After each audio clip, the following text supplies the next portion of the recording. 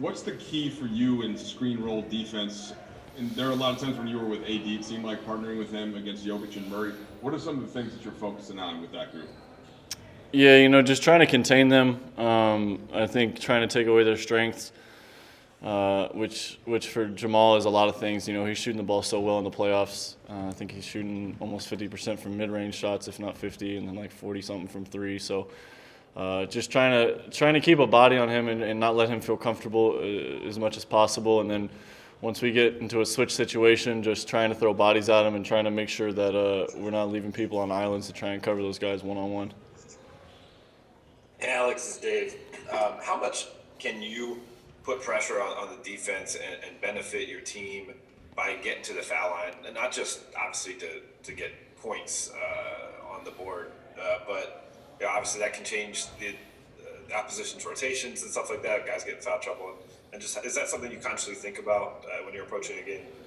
Yeah, maybe not consciously, but for me, I think it's just about being aggressive. LeBron and Rondo are two main facilitators because they got the ball most of the time. But anytime I can put pressure on the paint, whether it's to get to the rim to finish or to draw fouls or to make the defense collapse and get open shots for teammates, that's a really added benefit for us to have multiple guys out on the court. So whenever I'm out there with Rondo or with Bron, to not have the sole focus be on one of them to create offense for everybody, it just makes us a lot more balanced. Hey Alex, Markieff Morris was talking about how much Jared Dudley kind of helped his transition when he joined the Lakers. I'm curious, how much influence does JD have on players behind the scenes? A lot. He doesn't get a lot of credit because he doesn't play a ton of minutes, but through the course of the season, just being a professional, being a great teammate, just being the veteran that he is, giving insight to different things that he sees and being vocal in team meetings and film sessions and lending his voice whenever it's needed. He's been great for us from that aspect, from basketball aspect, and just from a camaraderie aspect. He's a great person, a great teammate, fun guy to be around. He just makes everybody else feel welcome. Allison? Tyler? Anything or? Sorry. Yeah, no, that's cool. LeBron had that ankle roll yesterday.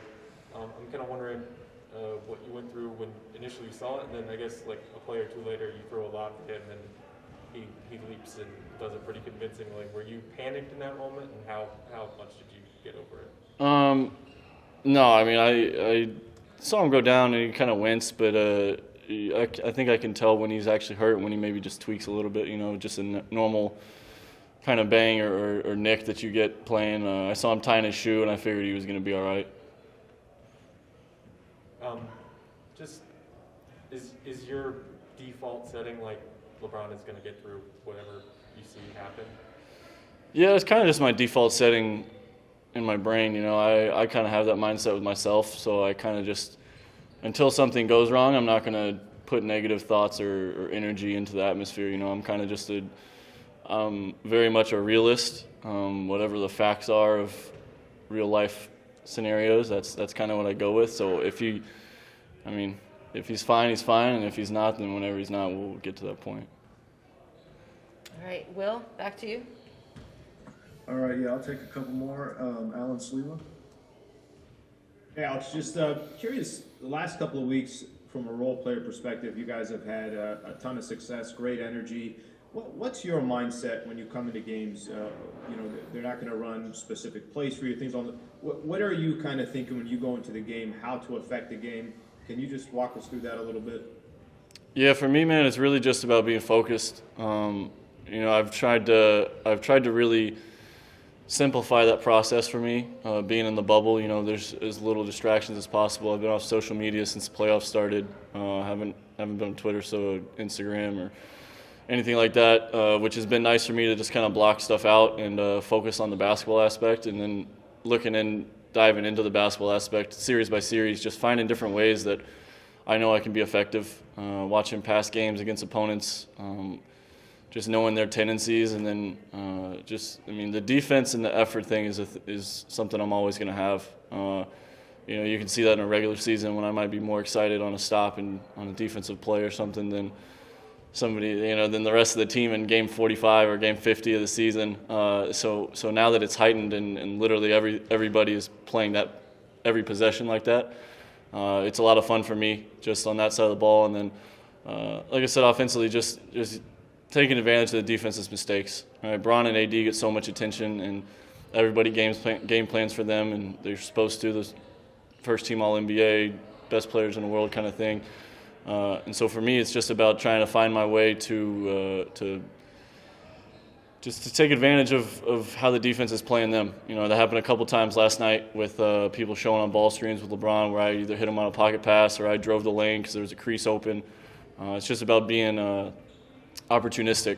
Whenever the plays present themselves, I just got to be ready to take advantage. I'm going to take one more here. Brett?